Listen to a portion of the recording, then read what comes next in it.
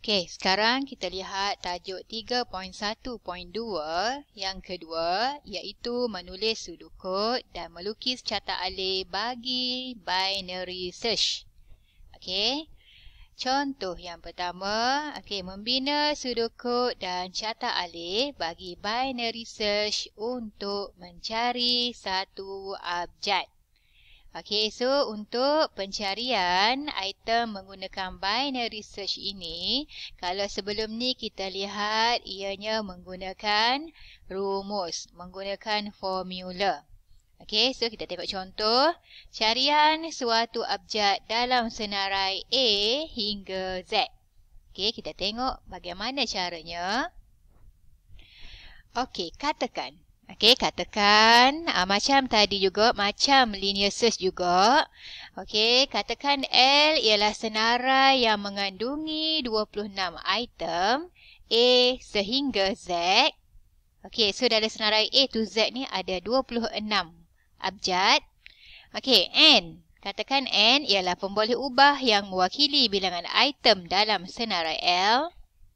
Macam tadi juga, macam linear search juga, N, bilangan item dalam senarai L. So ada berapa bilangan A, abjad A hingga Z ni? Ada 26 item, 26 bilangan. I ialah pemboleh ubah yang mewakili kedudukan item dalam senarai. M, ada pertambahan M. M ialah pemboleh ubah yang mewakili kedudukan item pertengahan dalam senarai. B ialah pemboleh ubah yang mewakili nilai item carian. J ialah N tolak 1. So ada pertambahan pemboleh ubah di sini. Daripada nak bandingkan dengan linear search. So sudukut. Kita start dengan sudukut. Kita nak cari item.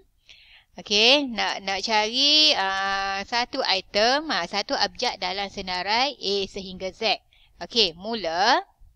Setkan senarai L.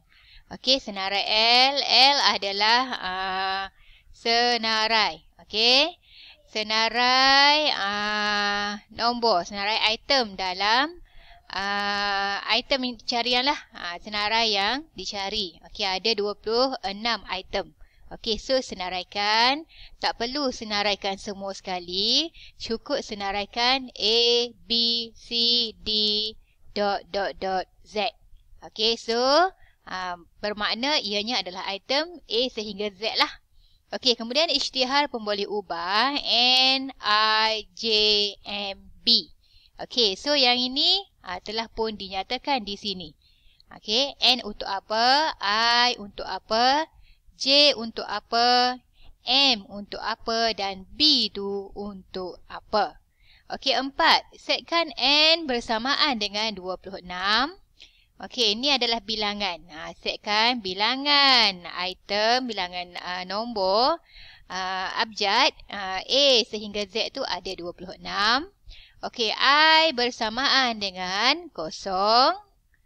Pemboleh ubah yang mewakili kedudukan item yang dicari dalam senarai itu kita namakan I. J sama dengan N tolak 1. J, N tolak 1. N ni adalah bilangan. Bilangan ni tolak dengan 1. Bermakna dia akan berkurang 1, 1, 1. Masukkan satu nilai carian. B adalah nilai yang dicari. While I kurang dari J. So di sini kita menggunakan struktur kawalan ulangan while. Untuk. Maknanya bukan untuk lah, selagi. Selagi I ini kurang dari J, bermakna I ini item yang kita cari. Ada kedudukan item yang dicari. Kurang daripada J, bermakna dia akan setkan. Dia akan jalan. Dia akan setkan M bersamaan dengan I plus J bahagi dengan 2. Kalau awak ingat, ini adalah rumus untuk mencari item dalam carian menggunakan binary search. Okay, binary search. Okay, so jika dah jalankan rumus ini, jika B sama dengan L, M, B sama dengan L, M. LM ni, M adalah kedudukan item pertengahan dalam senarai. Titik tengah lah dalam senarai. Jika B ni, item carian ni sama dengan titik tengah dalam senarai, maka papar item ada dalam senarai. Kalau jumpa lah, maknanya kalau papar ni, kalau sama, item yang dicari sama dengan titik tengah ni, maka papar lalu item ada dalam senarai dan keluar dari gelung. Bermakna carian telah pun dijumpai. Item yang dicari telah pun dijumpai. Jika tidak, jika B kurang dari titik tengah. Titik tengah M, L, M. Kira J sama dengan M tolak 1. Bermakna jika B ini, item yang nilai yang dicari ini kurang daripada titik tengah ni, maka dia akan tolak 1. Dia akan tolak 1. Jika tidak, maknanya lebih besar daripada LM lah. I sama dengan M tambah dengan 1. Tamat jika tamat untuk yang ini, yang syarat yang kedua ini. So, yang ini adalah tamat untuk yang besar ni. Jika. Tamat jika yang ini. Dan yang ke-9 tamat sepenuhnya. Seterusnya, ini adalah contoh catat alih untuk sudokod tadi. Awak boleh rujuk buku teks untuk contoh ini. Jika yang ini, slide ini kurang nampak, tengok berdasarkan kepada sudokod tadi. Dilukis catat alih. So 1, 2, 3, 4, 5, 6. Boleh rujuk ini simbol dan setiap penerangannya. L diumpukkan dengan nilai A, B, C sehingga Z. Maknanya disenaraikan di situ. L sama dengan A sehingga Z. Kemudian isytihar pun boleh ubah, diumpukkan. So di sini ada pun boleh ubah I, N dan J. Dan disetkan sebagai berapa.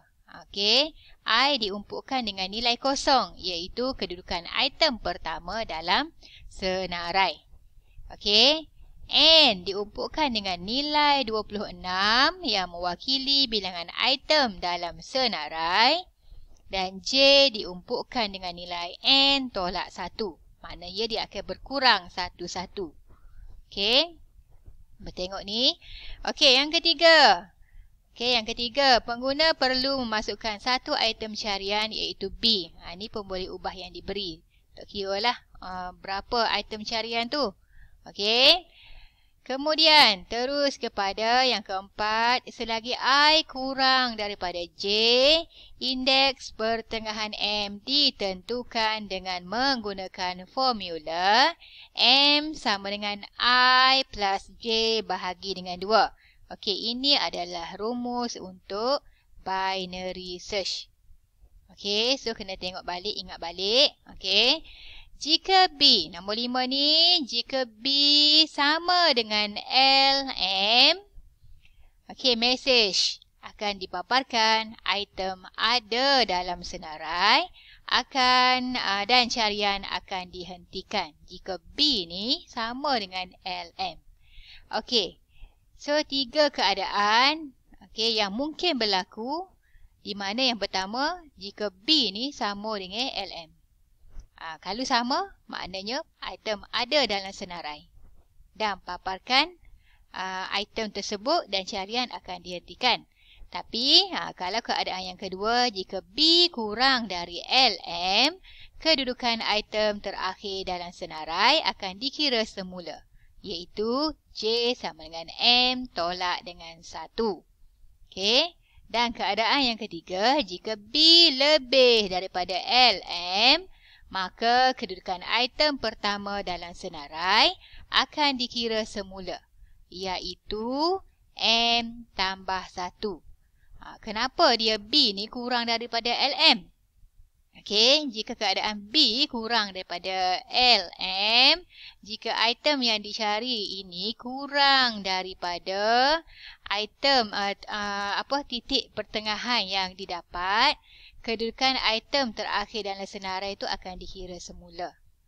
Okey. Dan jika B lebih daripada LM, okey, dia beza sini. Satu item terakhir, satu lagi item yang pertama. Okey, maka dia akan berulang-ulang.